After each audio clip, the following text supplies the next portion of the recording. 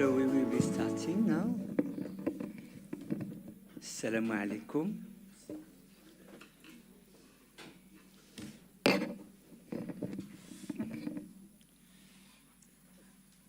So thank you so much for being here. In this seminar. Now you are used to the way we are functioning. Today it's my big pleasure to introduce Professor Maribel Fierro. She is a member of the researcher, I will try to say it in Spanish, Consejo Superior de Investigaciones Científicas.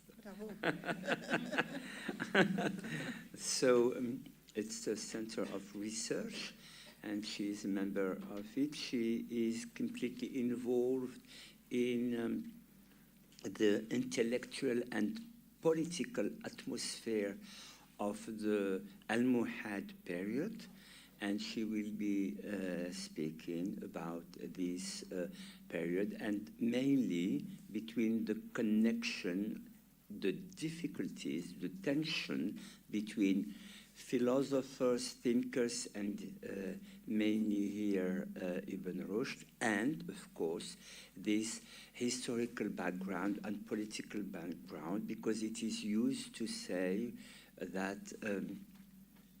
Ibn Rushd had so many difficulties with the Almohad. It is more complicated because he was also a jurist, a member of court, and working for the Almohad, having close relationships with them. And we will be just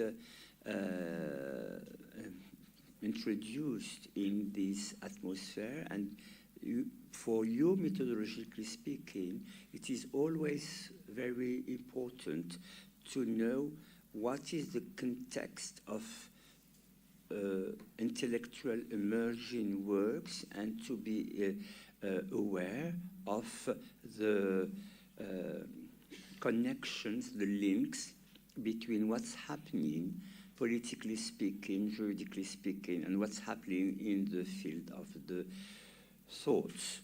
So thank you so much for being with us, Ms. Fierro, and today we will be listening to you about the facilitation of knowledge in Almohad times. So you have the floor for about 1 hour.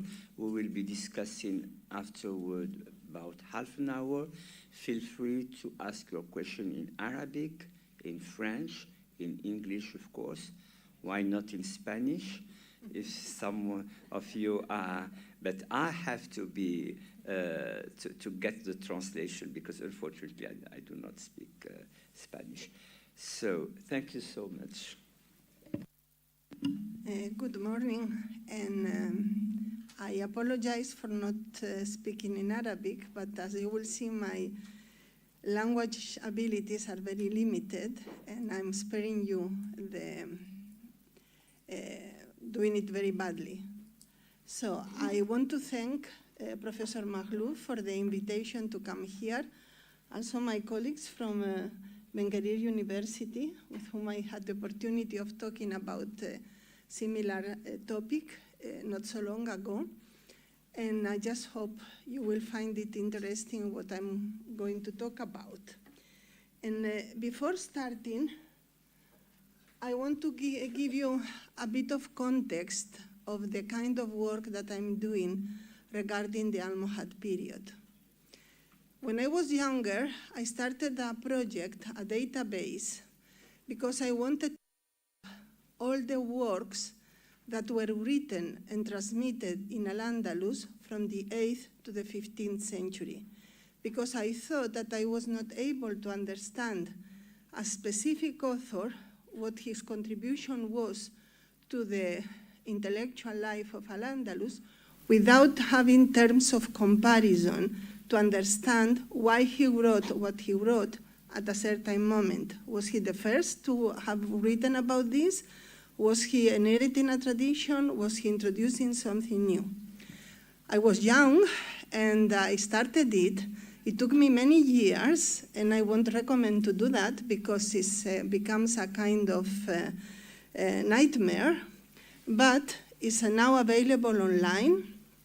Here is the place where you can find it, and maybe later we can have a look at it, at how it works.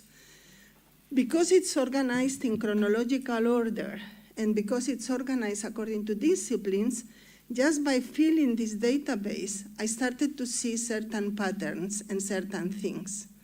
And one of the things that I saw was that reaching the Almohad period, that is the 12th and the 13th century, something was happening that didn't happen before.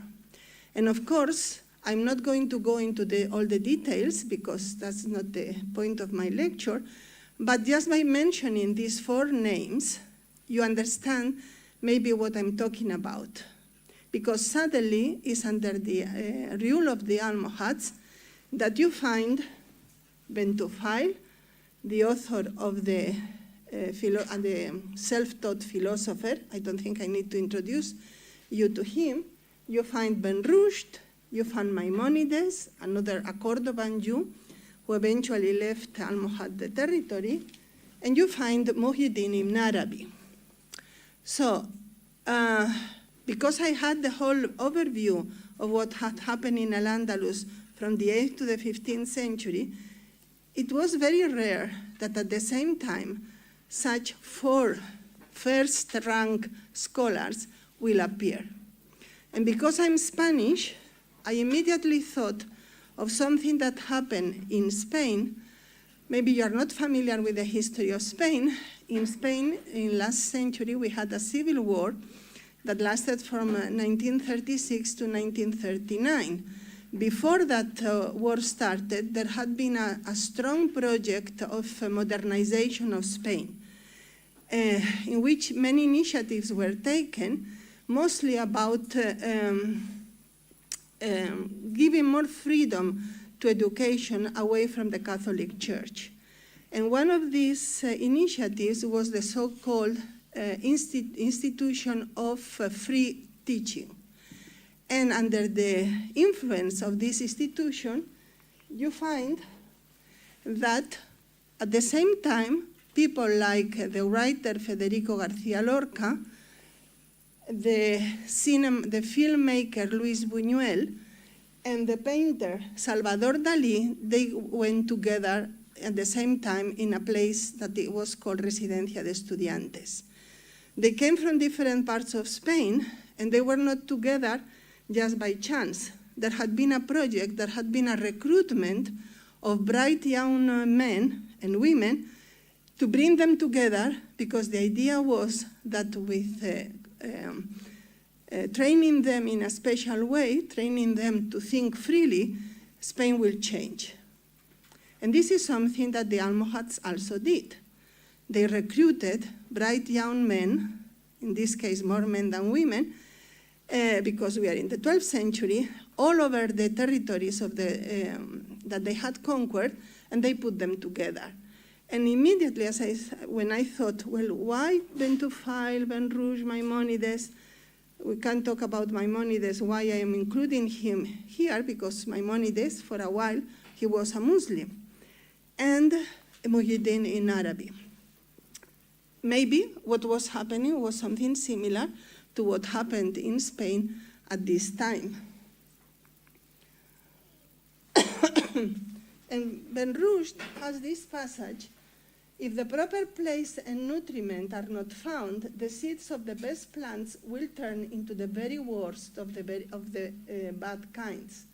Such is the case with the virtuous natures when they grow up in these cities and are badly educated.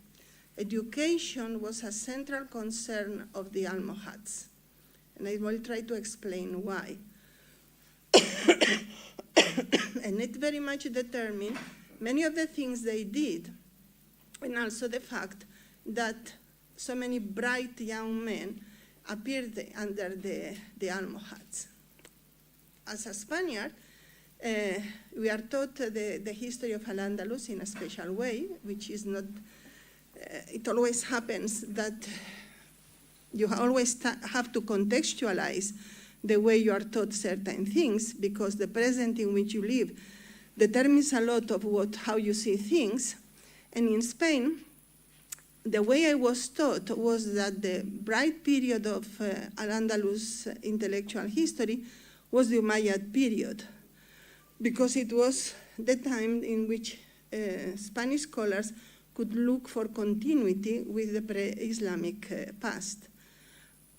And I was never told to expect this from the Almohad times, because this was supposed to be ruled by fanatic and conservative Almohads, usually presented as kind of Islamists avant la lettre.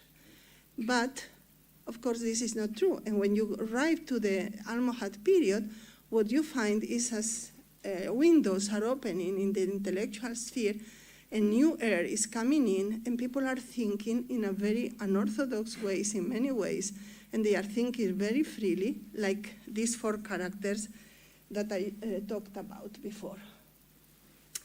Another thing that I found was that certain works written here, not so much Al-Andalus, I will say in the Islamic West, in the Maghreb, including Al-Andalus, were bestsellers in the whole of the Islamic world. And I made a list of the 10 top bestsellers. I have an article on that. And among these top 10 bestsellers, there are 6 works that are written precisely at this period. Of course, Ashifa by Qadiyat is by far the most popular, the bestseller of maybe of the whole of the Islamic world. And of course, Qadiyat is more of the Almoravid period. But the Shifa, in many ways, is a response to the challenge posed by the Almohads. It's the same with your Juzat al-Wildan. I won't go into the details, but then you find the Shatibiyya, a text that you find in every library of the Islamic world, the Jami Limufradat al-Adwiya by Ben al-Baitar, Al-Jami by Al-Qurtubi. Al-Qurtubi is he's usually associated with, he's described as a Maliki. He left Al-Andalus and settled in Egypt, but he's very much of an Almohad scholar because he was trained under the Almohads.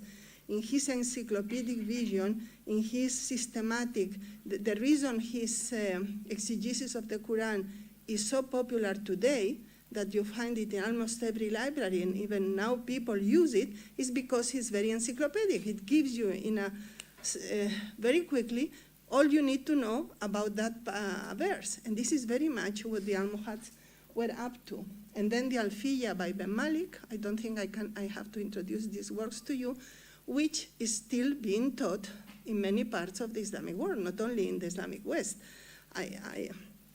For example, in Iran, they are teaching Arabic also with the Alfiya. So these were works that had a huge influence. And I don't think lately, in the last years, I have had a project which is called the Maghreb in the Mashriq, because usually the Maghreb is not discussed when talking about the Mashriq. But in certain periods, the Mashriq thought better because of works coming, because of scholars and works that had been produced in the Maghreb. So, how to understand this intellectual flourishing that happened under the Almohads, and which was not limited to the Almohad territory, but had a huge influence in later periods and in other territories of the Islamic world.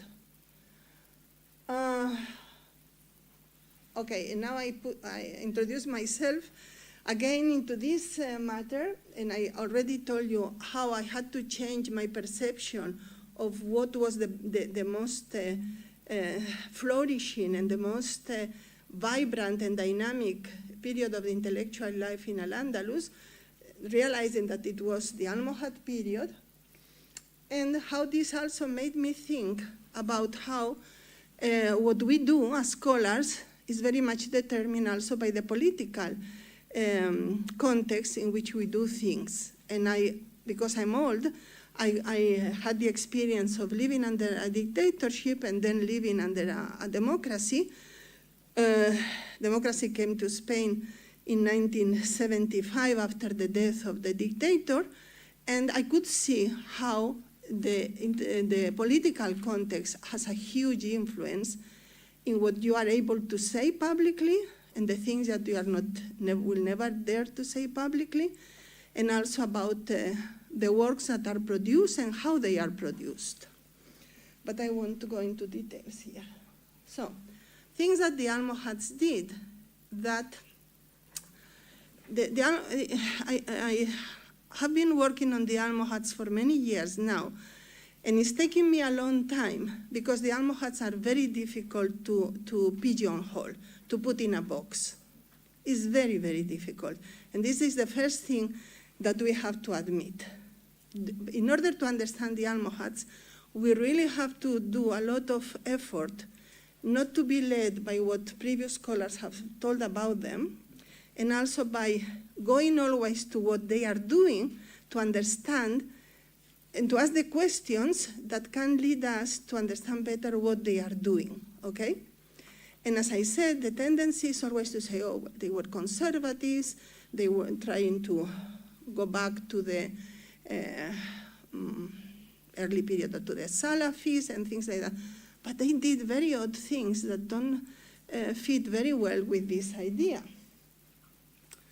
Starting, they minted square coins.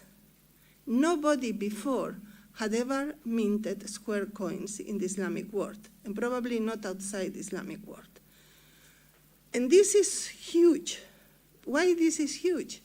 Because with a very simple but not simplistic way, in a very simple but not simplistic at all way, they announced loudly that something new was happening and that a new world had been ushered, okay?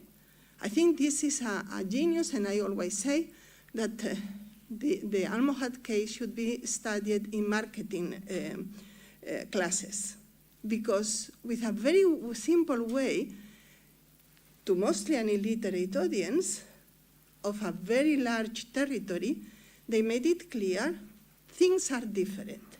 Another thing is in which way they were different, but things were different. And they already made it very clear with their silver coins. And then in the gold coins, they played with the circular format and the square format. And this became a kind of logo of the Almohads that you find in the square format Qurans that had existed before. This was not an innovation of the Almohads, but they popularized it. And in their flags, in which this alternance between squares and circles is also very prominent. Okay, so they wanted to have a kind of a logo to I think fundamentally to say, this is a new world. So I'm going to skip that. So it was just trying to show you. I've been writing mostly articles, trying to understand certain specific things that the Almohads did. And what I'm presenting here is an article that is going to appear in Arabica, I hope this year. So, the scholarship on the Almohads is huge. I don't know if I have, no. And I think one is not as big as you would expect from the very ambitious goals that the Almohads did and the very ambitious policies that they developed. One would expect more studies on the Almohads, but there is a substantial body of scholarship, and I want to I want to single out a book that for me was eye-opening, which was a book by Muhammad Ben Sherifa on the biography of Ibn Rushd, dealing mostly with the entry found in Al-Marrakushis Adal wa Takmila, And all it's not only that, it's much more than that, but it was a hugely influential book for myself. And I won't mention other names. Maybe in the discussion we can talk about that. So, let me start with this, what I mean by the facilitation of knowledge, which I think is one of the most important traits or characteristics or peculiarities of the Almohads, and that is present from the very beginning. You must, maybe I'm sure you are familiar with this famous doctor, Ben Zuhra, of the family of the Banu Zuhra, known in the Latin West as Ben Thuar, who was born when the Almoravids were ruling, and then lived part of the rest of his life under the Almohads, who is a well-known, this is a stamp from Syria. I don't know if he appears in stamps here in Morocco. That's the one I found, in order also to show his popularity. One difference, I won't go into what is different between the Almoravids and the Almohads. There are many things that they have in common.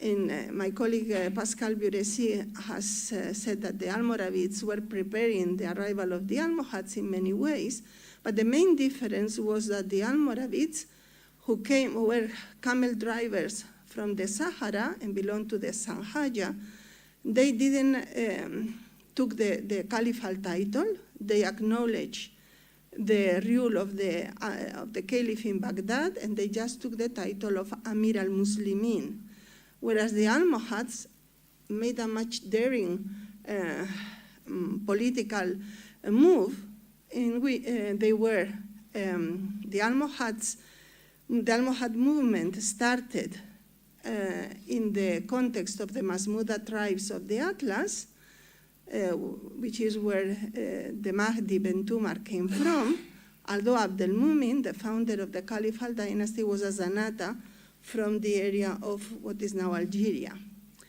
But Abdel Mumin claimed to be the Caliphal title. And eventually, he gave himself an Arab genealogy. Tumart also acquired an Arabic genealogy. He had to because he was the Mahdi, and they are interesting also to study. So, coming back to Ben Zuhra, he first served the Almoravid emirs, but then he transferred his loyalty to Abdel Mumin when he conquered Marrakesh in 1147. The first book he wrote under the new dynasty was the Kitab al-Aghdiyya. There are more than 10 manuscripts. One of the ways in which you can identify bestsellers is by the number of manuscripts that are preserved in different libraries, and also by translations and by commentaries and other things. So this was hugely popular, more than 10 manuscripts, which is not bad, but especially because of the medieval translations into Latin, Hebrew, and Catalan. That, as I will say later, what it shows is that because these were translations also used in the European universities, and they were using it because it worked. It was a very good book to teach students. There is an edition of this text in our collection, and there are several copies, and in one of the copies, dated in 1479, in Maghribi script, which is interesting. How did it, because this is found in Topkapi, in what is now Turkey, how did it arrive there? You know that the Ottomans were in Tunisia, and what is now Tunisia and Algeria, so maybe they took it there. Maybe it was a Maghribi who had emigrated to the east and copied it in. This is interesting by itself. So he refers in his preface, in this manuscript, to an unnamed patron who ordered him to write the book. When you, God assist you, he doesn't give the name, order me to write on the foodstuffs that are easily accessible. And In the preface to other manuscripts, Ben-Zuhr said, I want to speak about the medicaments that are accessible and can be easily found in most places. In a summarized tract, a muhtasar, and we shall see tomorrow how the first books that Ben-Rushd starts to write are muhtasars, which have also an educational goal. That is neither too abbreviated nor too wordy. When I started, I was obeying an order in submission, although I had been deprived of my books as a consequence of my long and well-known trial. It's not clear to which trial he's referring to, maybe his problems he had under the Almoravids, but most probably the problematic situation that happened in Marrakesh, where he was when the Almohads conquered it. And for a while, it was not clear what was going to happen, like usually happens when you conquer a new town. What happened to the inhabitants is not always, initially there are moments of chaos and problems. And he continues, I expect that my tract will be the first account in the field of medicine to be submitted to the manifest and sublime state or dynasty, and the first compilation for the noble party. I also expect it to bring me lasting honor and memory. So he's writing it for the Almohads. This is very clear. But even if we had doubts, we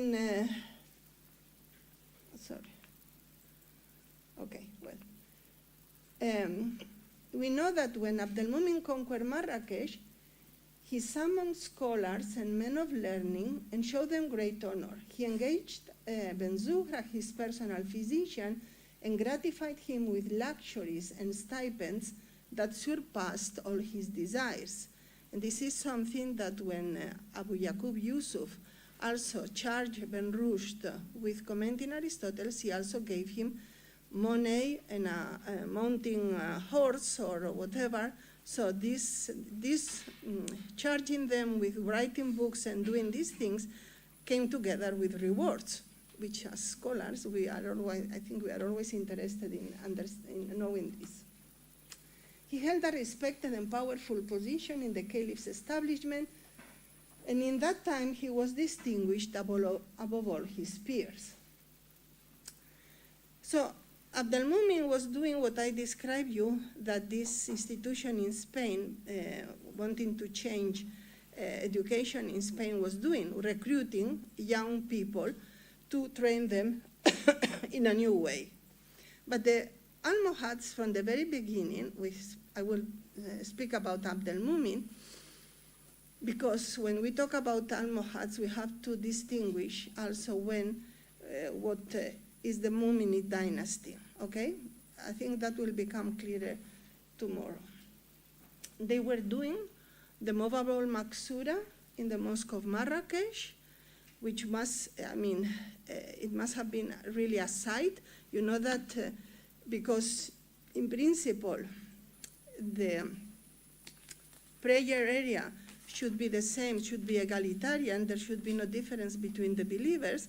To have a maksura, which was the place where the rulers reserved for themselves, was problematic. So the Almohads, again, found a very ingenious and simple, apparently simple solution, was that when the ruler was not there, the maksura was down, and when the ruler appeared, the maksura went up. And if you want to see how it worked, my colleague Antonio Almagro has done a reproduction that you can see in a video, in a YouTube video. And also he has produced this atlas of Almohad architecture that I also recommend. Is free access online, and it gives you also an idea of the very ambitious way of constructing that the Almohads had.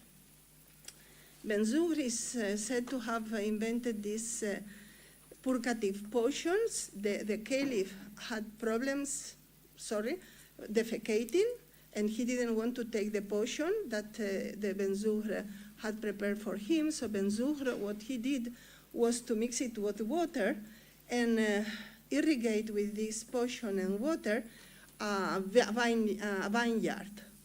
So the grapes that came out of the vineyard had the potion integrated into it. So he told the caliph, eat 10 grapes for 3 days, and you won't have this problem. And he did. I mean, this is a story, it's an anecdote, but it gives you the idea that experimentation was very much also in the mind of the Almohads.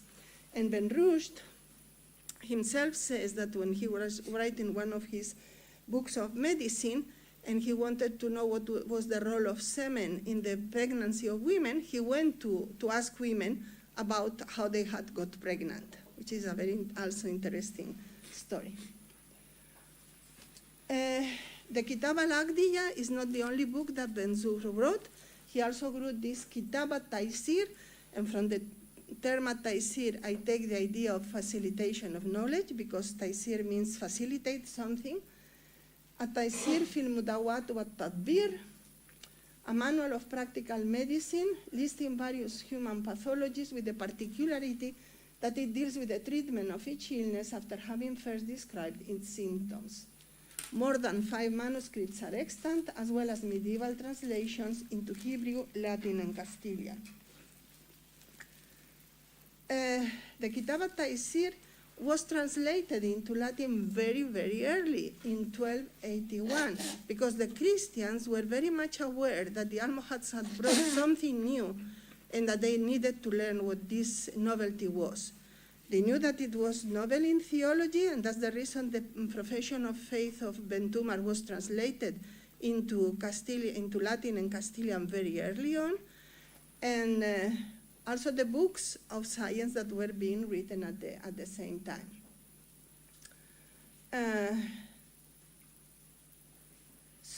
And usually this Taysir, Kitab al-Taysir by Ben Zuhr was combined with the Kulliyat of Averroes. So that is combining both the practical and the theoretical. The theoretical part was Ben Rushd's, and the practical was Ben Zuhr. Ben Rushd says in his Kulliyat that Ben Zuhr wrote his Kitab al-Taysir at the same time that he was writing his own book, and that I asked him to write it, I made a copy of it, and in this way it became available. So here you can see that people are joining forces to produce certain new things. According to Ben Zuhr in the Kitab al-Taysir, in the prologue, the book was written under the supervision of someone who found the treatise excessively scientific. So he added a short treatise on compound drugs known as Kitab al-Jami fil Ashriba wal Ma'ajin. In the preface to his Kitab al-Taysir, Ben Zuhr starts by stating that he only composed this book because he was obliged to do so by a firm resolution and a compelling order. And if you are familiar with the terminology of the Almohads, this is referring to the caliph very clearly. Then, after describing the method he followed, he adds that while he was writing the book, he was visited by the person in charge of supervising his activities. So the scholars working under the Almohads, they are being supervised. So you would think, well, they are being censored, but it's not so much censorship. It could be also censorship. Why not? I mean, they had the power to do that if they wanted. It's always a matter of power. But in this case, the person who was controlling what he was writing was displeased with how he had first organized the book, because it would be of use only for expert doctors and not for those who had less knowledge and practice. It was not facilitating knowledge, and that was it was supposed to do. So it was too difficult, not user-friendly, and did not follow the instructions given by the person who had commissioned it. So the person who was controlling it had a very clear idea of what they were demanding from the scholars. They wanted books that were easily accessible to people. At the beginning of the first section of the book, Ben Zuhr adds more information along the same lines. I accepted to obey the mighty order, Al-Amr al-Aziz, in composing a book on therapeutics in which treatments were classified in an accessible and summarized manner. Now, this expression, Al-Amr al-Aziz, when you are familiar with the vocabulary of the Almohad period, this is referring to the caliph, which is at the same time a person and an abstraction. More generally, I refer here to 2 articles about why they came up with this expression. It refers to the divine order or the divine disposition for humankind, but what the Almohads were doing were saying what God, the order that God had in his mind, this is the order that we have brought to you. They were making they were attributing to themselves to represent God's order on earth. And this meaning explains why in the Latin translation, this part is rendered as this was commissioned by the Amir al-Mu'minin, by the Amir al-Mu'minin, which is the Latin way of referring to the Amir al-Mu'minin. Ibn Rushd also had to revise his work on medicine at the behest of the Caliph, preparing a second version. This information is only found in a Latin translation. The Caliph, the Amir al-Mu'minin de Morocco, maybe Abdelmumin, maybe Abu Yaqub Yusuf, was advised by his philosopher to supervise Ibn Rushd's progress on the new version. So these scholars who are thinking for themselves, but they are also promoting the cause of the Almohads. And this duality has to be taken into account, and I find it very interesting. The philosophers mentioned are Bentufail and others that are difficult to identify. But in any case, I would think it's safe to assume that they belong to the Talabat al-Hadar. And maybe you're familiar with the fact that the Almohads created their own elites. You know that in Sunni Islam, usually the ulama are the word of the ulama is formed bottom up, so there is no institution like the Catholic Church giving you a certificate that you are an alim. It's usually a pedagogical process that makes the ulama, but in the case of the Almohads, it was top down. The Talaba were meant to be scholars of the dynasty. And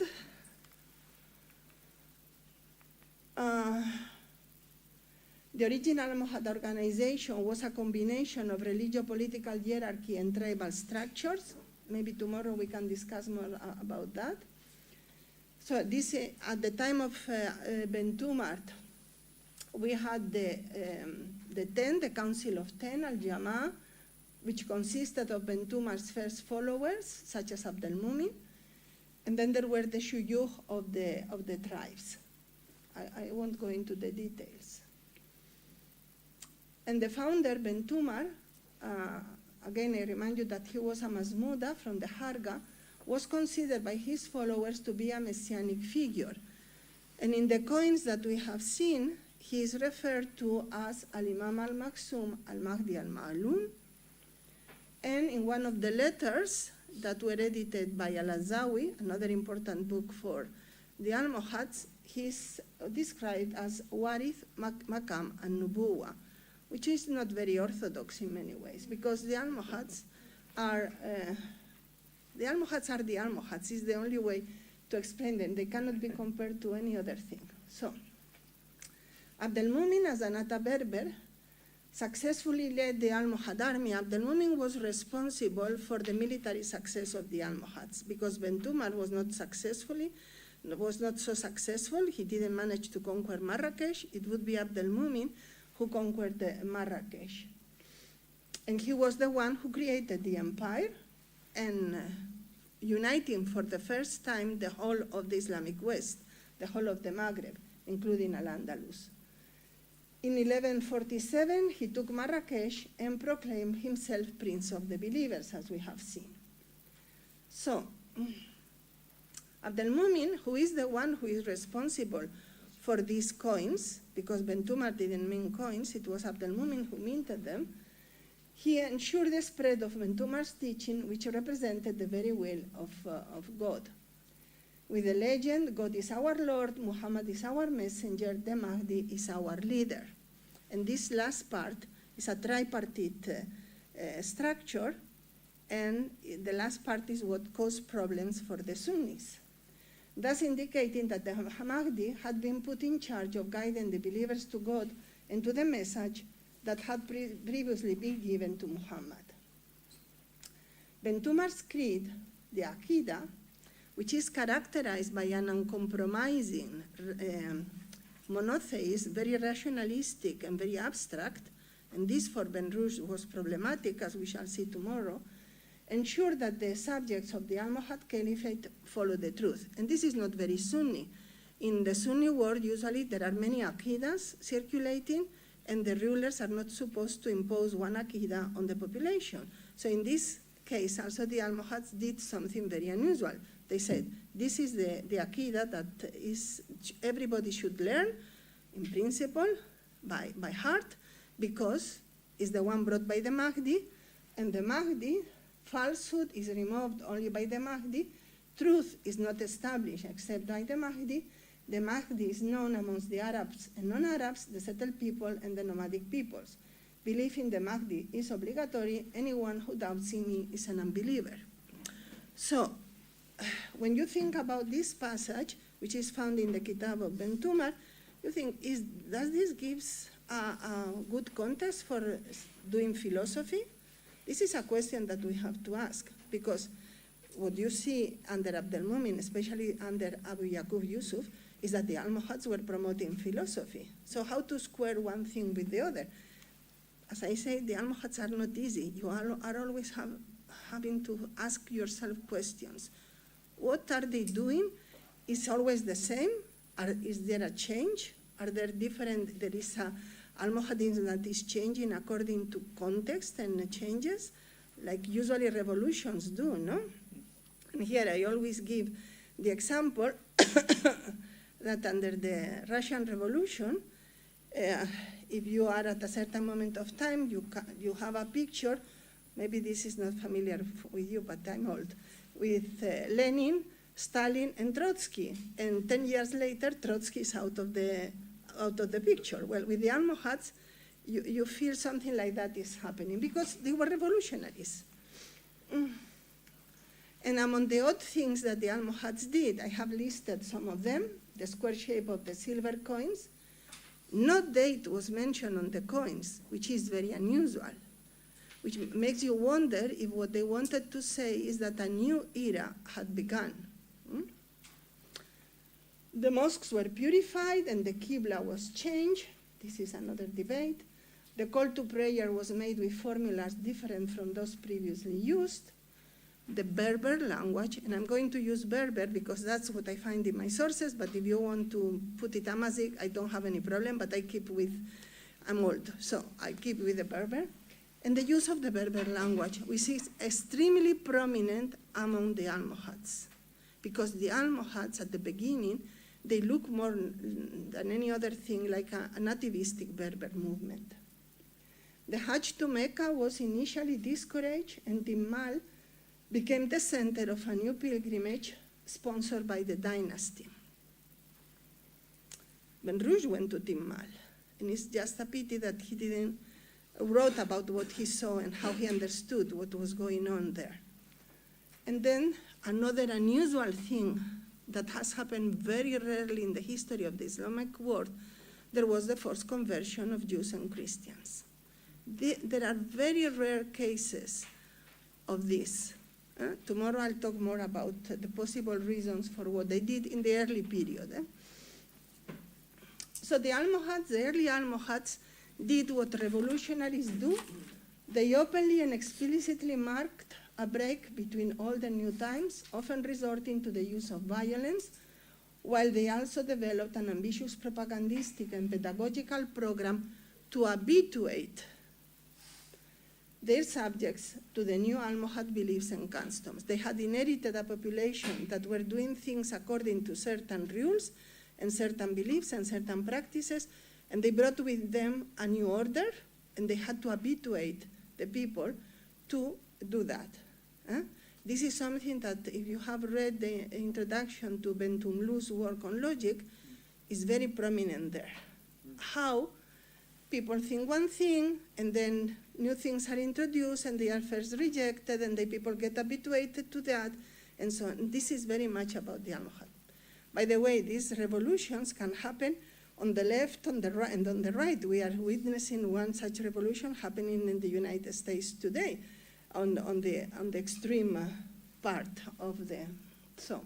But looking at what they are doing and how they are doing it, it gives you a very good idea of how you try to change the structures, not only how you try to change things for the worse or for the better. For Ben Rush, the monotheistic belief in the creation of the world had spread because it was so often repeated that the common people grew accustomed to it, being unaware of beliefs that contradicted it. Because of this, and this is very important, very subtle, no? That they got used to it because they didn't know other possibilities, which is what a democratic teaching is supposed to give you, all the possibilities that exist. Because of this, their belief was stronger than that of the philosophers, who were used to hearing contradictory opinions. One belief could thus be substituted among the common people with another through a new process of habituation. And the production of Averroes is very much an educational program of how to do that. Bentumar's teaching, including the creed, circulated in both Berber and Arabic. The use of the Berber language was absolutely necessary to address the Berber-speaking population and to Almohadize them. As Ben Rush said in his commentary to Aristotle's Poetics, the best language, or way of speaking, is that which is understood. So in principle, he can be talking about the way of speaking, because you know that he thought that you address audiences according to the different audiences. But I found this expression, Abdal al-Kaul, filled of him, in a Morisco writing in which is not the way of speaking, it's the language. So that there was a problem because the Moriscos had become Castilian speakers, they had lost their Arabic, and they had started translating religious texts into Old Spanish. And there were people who were against that. And they used this expression to say, come on, we have to produce the religious texts in the language that people understand, and they don't understand any longer Arabic, so let's write in another language, okay? The integration into the Almohad Caliphate of both Ifriqiya and Al-Andalus and the recruitment of Arabic-speaking scholars from these territories led to the increasing relevance of the Arabic language. So I always wonder, had the Almohads not conquered Ifriqiya and Al-Andalus, maybe the Berber language would have become like the Turkish language. But the pressure from these Arabic-speaking areas was so strong that a movement that at the beginning is very much into Berber things, eventually, especially when Abdelmumin defeats the Arab tribes that he found in the conquest of Algeria and incorporated them into the army, and then he brought them to what is now Morocco, to Maghreb al-Aqsa. Paradoxically, the Almohads started the process of Arabization of what is now Morocco, which until that moment was mainly Berber-speaking area. Okay, so this is one of the many paradoxes of the Almohads, which again makes them very interesting. In the early Almohad period, there is a strong presence of the Berber language because the Almohad movement started among Masmuda Berber speaker tribes of the Atlas. And the first sentences and words of the Berber language that we find are in Almohad texts. And I recommend here, Mehdi Wirgate has written extensively on that, and also Muhammad Mewak. Before, we already knew this, but these are more recent studies about this prominent place of the Berber language among the Almohads. And we know, for example, that the Aqidas of Bentumar, the long Aqida and the summarized ones, circulated both in Arabic and Berber. But Abdelmumin, who is recruiting these bright young men from Al-Andalus, from Ifriqiya, and also from the Maghreb, realized that he needed the Arabic speakers, so he tried also to Arabize his own offspring, and he recruited, for example, the Grand Maria Ben Mada, who was from Cordoba, and he took him to Timmal to teach his own sons in Arabic. Abdelmumin introduced changes to the Almohad structure with the aim of reducing the power of the tribal leaders. And we have always to remember to understand certain things that the Almohads did, that there are the Muminids, Abdelmumin, who is trying to create, to found a dynasty and to ensure that he will be able to name his sons and his son, and then the Shuyukh, the tribal leaders of the Masmuda, whose interests are different, and there is always tensions among the two groups. And this is very important. And part of the disgrace of Averroes, of Ben Rushd, had to do with that. So, Abdelmumin, how is he trying to check the power of the Shuyukh? He incorporates the Arab tribes into the Almohad army. It's a way to say, I don't depend any longer militarily on the Berber tribes. I also now have the Arabs, and also he creates his own elites, this Talaba. Loyal to the dynasty, loyal to him because he's paying them.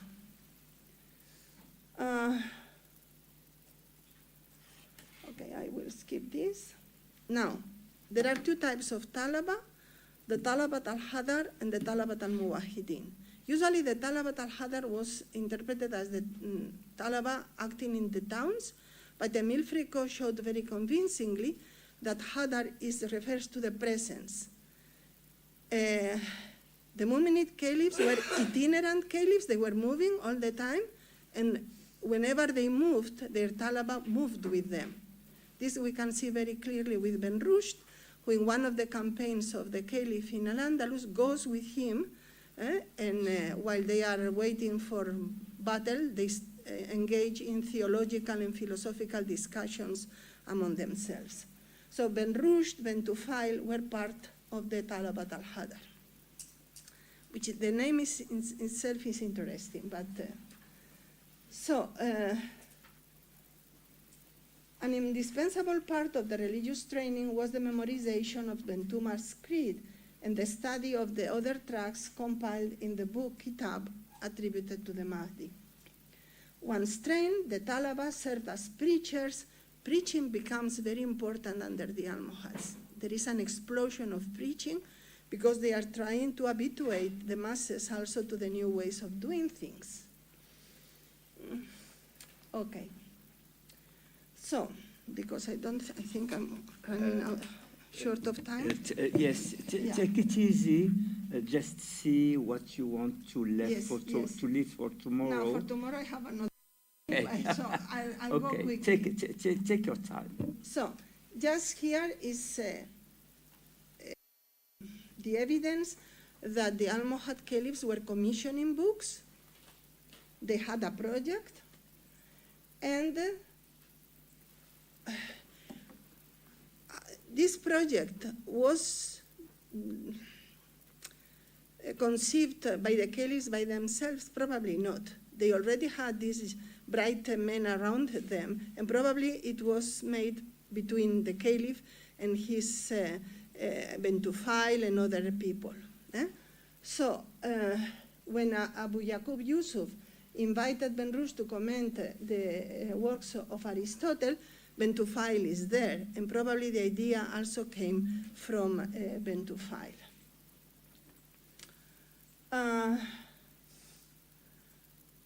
They were not limited to the science of the ancients.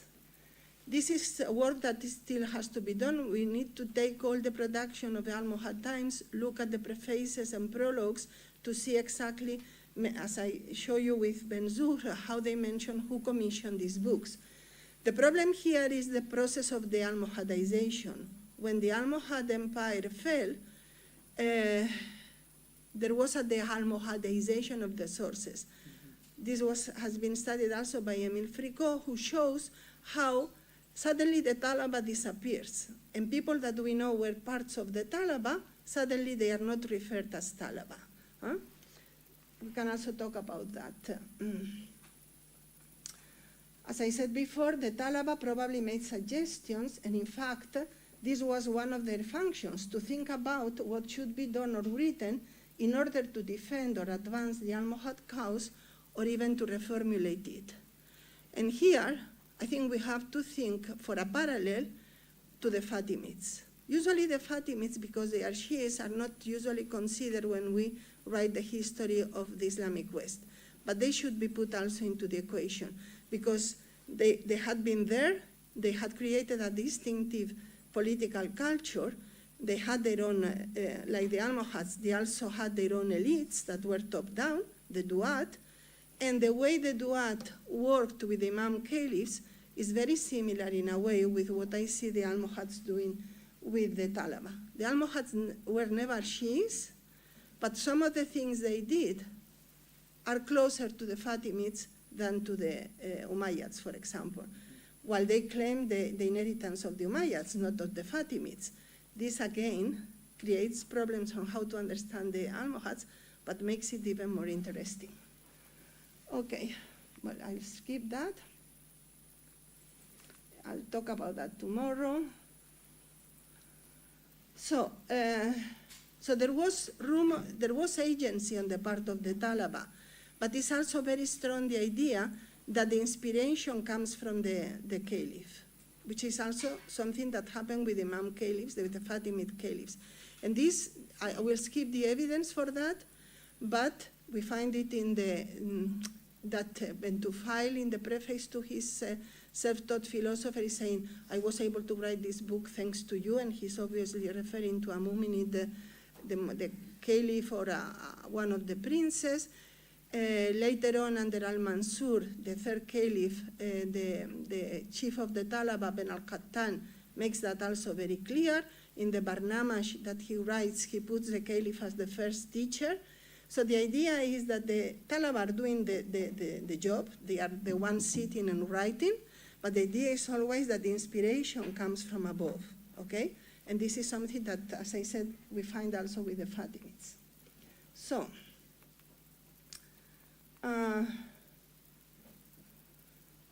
okay, I will skip that because I'll talk. So, what are the Almohads doing? As I said, they want to habituate the population of the territories they conquered to the new things that they are bringing. They need to habituate them, and for that they need to educate the educators. And this is the main, the production of the early period of the Almohads goes in this direction. They have to dishabituate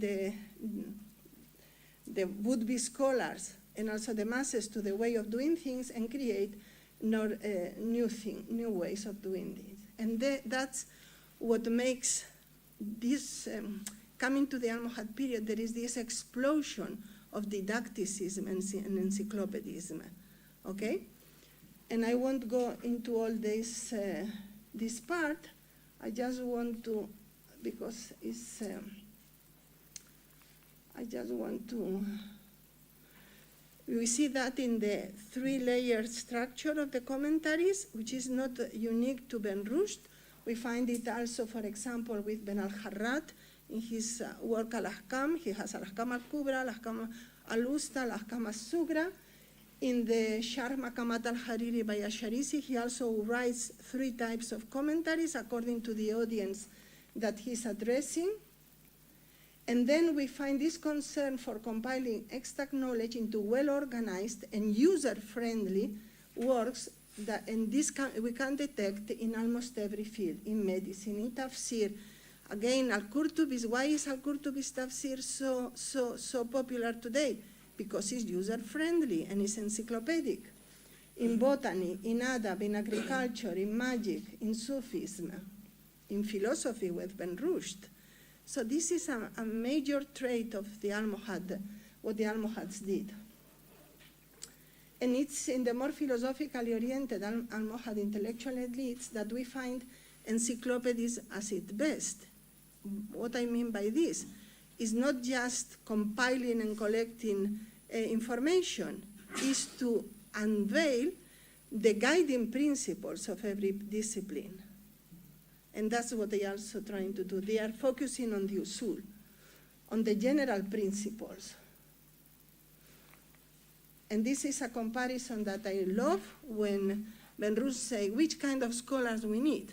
We don't need, and he makes the comparison with a shoemaker. We don't need a shoemaker that in his shop collects shoes of every size, expecting that when a customer comes, he tries one shoe after the other until he finds the shoe that goes to his feet. What we need is a shoemaker that when the customer comes, he has no shoes, but on the spot is able to make the shoe that the customer needs. This captures very well the difference that the Almohads wanted to make, okay? And then in the grammar, I will skip that and just explain to you briefly. I mentioned before that Abdelmumin wanted to Arabize his sons, and he invited this Cordoban scholar to Timal. This scholar called Ben Mada wrote a refutation of the grammarians, which is a book in which he said, grammarians are doing things wrong. They create rules and rules and rules that people have to memorize, and in this way, people are never going to understand grammar. What we need is to simplify grammar. And that's what he tried. Averroes also did in a work that has been recently edited. And when in 19th century Egypt, they were building the public system of schools for the general population, they tried to find a book to teach Arabic in a simplified way to their students. And they recovered Ben Mada's book. And the Alfiya of Ben Malik, why is it so popular? In principle, these are didactic verses which are very complex. And they don't seem pedagogic or didactic at all. But I mentioned before that the Alfiya is taught in seminars, in Shi'i seminars in Iran. And talking to one of the students, he told me, I don't know how, but it worked, because he was not an Arabic speaker. Why it works? Because especially with non-Arabic speakers, because it makes you integrate into your blood the structure, the grammatical structure. And again, this is paradoxical. These are books that are very difficult, usually need commentaries and so on, but memorizing them helps students then to acquire a good knowledge of grammar. And, okay, and with this I'm going to finish. Okay, and we have to remember that the Almohads came from a Berber speaker background, and they had to cater to the needs of these Berber speakers. Once they decided that Arabic was where high culture was going to be developed, they needed to Arabize this population. And the didactic approach of the Almohads is also found very much into the manuscripts that are produced in this period. Umberto Bongianino says that books of medicine, diagrams and tables appear. Color was used abundantly in a rich polychromy that has no parallel in the Islamic East. And again, here I find how education was the main concern of the Almohads. So just to conclude, the aim was to educate the educators, firstly according to their own needs, and secondly so that they could in turn meet the needs of the rest of the population. The public reading of letters from the Caliph for the delivery of sermons by official preachers in both Berber and Arabic served to address wider segments of society. And again, as I said, the genius invention of the square coins was also the most effective way to make the general population understand that something new had appeared. So, okay, thank you for your attention. Sorry, I think I... Thank you so much, Ms. Fierro, for this extraordinary involving moment in this dynasty and making things so much more complicated than just this totalitarian, barbarian dynasty which was always associated with compelling behavior against scholars. No, they had this promotion of Talaba. So many things to say about your talk, but I will first leave the floor to the audience. Present yourself, introduce yourself. Maybe it's for Ms. Firo, it will be very important to know on what field are you involved and then ask question in any language, as I told you, Arabic as well. Mr. Asban will be translating your words as well as myself as well as far as I can. In French, of course, Ms. Lucie Tardy will be translating in English to Ms. Firo, and in English, that goes without saying, but also, of course, in Spanish, if some of you are used to this language.